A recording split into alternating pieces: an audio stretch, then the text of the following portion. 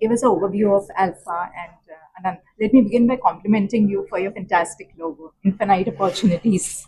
Yes, thank you. So Alpha Alternatives is a multi-asset class, multi-strategy asset management platform. We basically manage assets across what we call liquid alternatives, Sure. What we call private markets, and what we call public markets. So across all these buckets, predominantly in the alternative format. Sure. So we don't do the usual stuff that everybody else does, because in our view that makes regular kind of returns that everybody makes. In our case, the approach is for the same level of risk, can you make a better level of return? Or for the same level of return, can you reduce your level of risk? So when you want to think about life like that, which is what is called generating alpha, you have to think outside the box and deliver solutions which are different. So that's the essence of how Alpha Alternative operates. We are about 200 plus people, work across 11, 12 different investment approaches or styles or strategies that we have. And Anantam Highways is our flagship strategy on the infrastructure side. So that's what we are now building. We've been working on this for the last 3 years, and that now culminates into the launch of this IPO. So Jignesh, talk to us about your partnership with IPO. Sure. So as I explained during the presentation, we have adopted a very differentiated business model as far as the InvIT is concerned, where our belief was that one approach to life is that you bring on board a few experienced people with experience in both construction as well as operations and maintenance, and then undertake the O&M activity by working with third-party contractors. But there was an alternate possibility, so we like to think about things differently.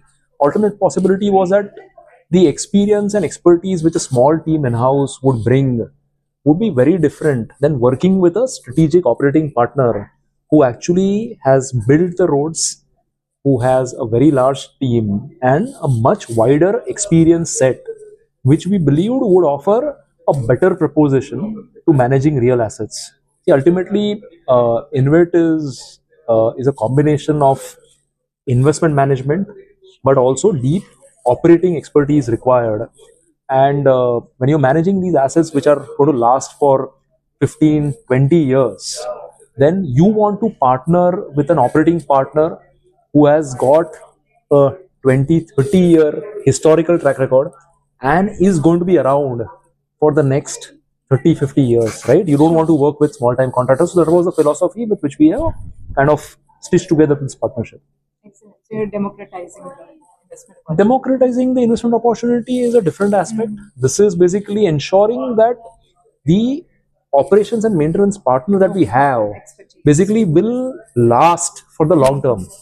Because you are taking risks of these assets for the long term, so you want a partner also who can be there for the long term. Yeah. But yeah, I think democratizing is the other aspect of this whole thing. In fact, like I was telling you, we are trying to do two things. We are trying to make Indian infrastructure more Atmanirbhar, and at the same time, we are trying to take it to the next level. Sure. So historically, what happened was infrastructure assets were either accessible only to institutions, and most of the time, there is obviously a stigma attached to the whole thing because a lot of projects didn't get completed and stuff like that.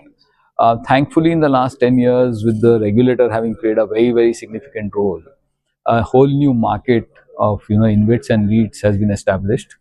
InvITs are basically infrastructure investment trusts, and because they are very well regulated, they provide an opportunity now for retail investors to get into infrastructure or what are called real assets and own them. So basically, in many ways, in a very simplistic manner, you are doing a fractional ownership of a road or of a power project or of a transmission line or of a port or anything else that the InvIT is created for. It could be a solar asset. Today, anybody with a check of 15,000 rupees and more can actually go and own a part of that asset. So that's the democratization part. What it also has done is the investment spends required on infrastructure in India have been massive, and historically we were either dependent on only the banking system or we were dependent on foreign capital to come in. But as this is now becoming more democratized, as we've seen with the mutual funds also. Once retail flow starts coming into an asset class, we end up becoming more and more Atmanirbhar in terms of the flows itself that is coming through. Not to say that international flows are not important, they are very important and they are very welcome. But alongside that, having very strong domestic flows now allows you to create many more assets, which is the need of the day. In India, when you need to build assets, you will need a lot of public capital to be, other than only the government capital, you'll need a lot of public capital also to be available. And InvITs allow people to do that. Okay. So there's a very, I think it's a very interesting opportunity that has got created, and in many ways, doing the right thing is therefore important, because you're sort of building asset classes and platforms for the next 15, 20, 25 years and something like this. Okay. So, what is your approach to sustainability and ESG practices? Sustainability basically is a core element of the philosophy. Sure. So one is, it starts off with construction practices that are adopted while the road is getting built. So out there, essentially, currently the assets that we are acquiring are Dilip Bilkon assets, and Dilip Bilkon has been mindful about these practices. So few practices which they have adopted during construction phase is, one is they reuse material wherever possibilities exist. Water conservation is a core part of the philosophy. They try and use renewable power wherever there are possibilities. Then it comes to the post-completion operations and maintenance phase, where there is a conscious effort to cut down on electricity utilization by installing solar panels, drip irrigation. You need to water the plants, but if you have drip irrigation, then you can time the water flow and the quantum of water that is used.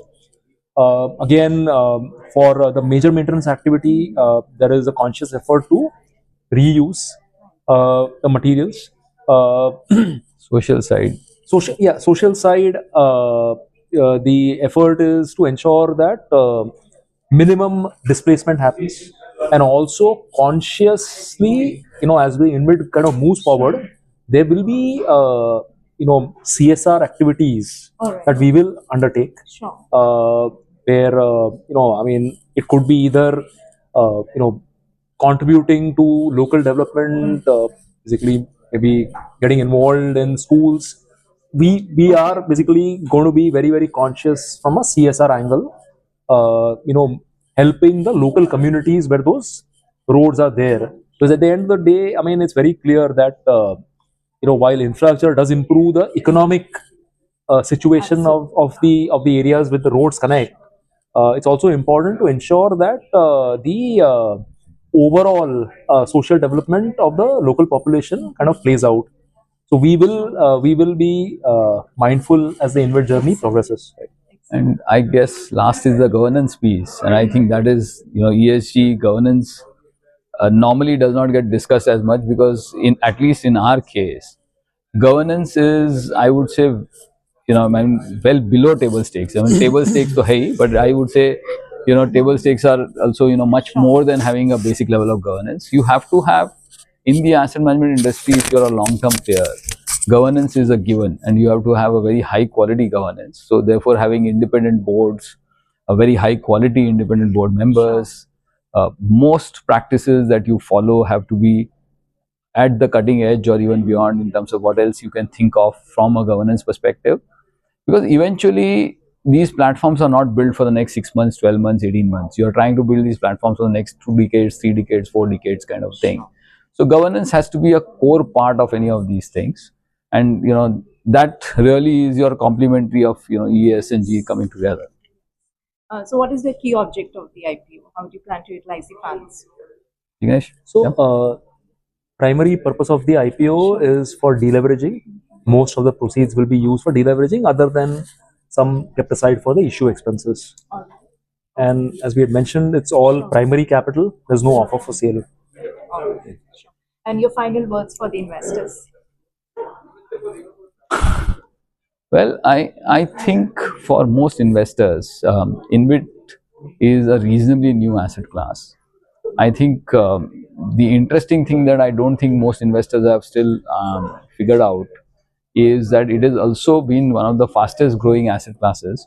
Um, we have some data. It's about a 7 lakh crore investment industry, and it has been the fastest to get to 7 lakh crores amongst other asset classes. So InvIT is obviously somewhere fulfilling a gap which has been missing, where we are getting high yield with high consistency. Not the volatility of equity and not the low returns of, let's say, fixed deposit. It falls somewhere in between, with a significantly high quality risk profile. Obviously higher risk than FD, but significantly higher risk profile than compared to, let's say, equity or anything else. And because of that, I think there's a very strong opportunity out there in the market. The other side of this is also equally interesting, which I think is again understated. Infrastructure assets by nature are long-term assets, 15 years and plus, and therefore are great assets for insurance companies, pension funds, and other long liability oriented platforms, because they provide very good asset liability matching for them. So globally also institutional investors form a big part of all these things, and then of course for retail now it is becoming very interesting. So if you look at the combination, I think the interest across the space is going to be very, very strong in our view eventually. Earlier they used to say it's my way or the highway. Now you can own the highway. That's a nice way. Thank you so much. Yeah. Wish you a fantastic run. Thank you. Thank you very much. Thank you so much.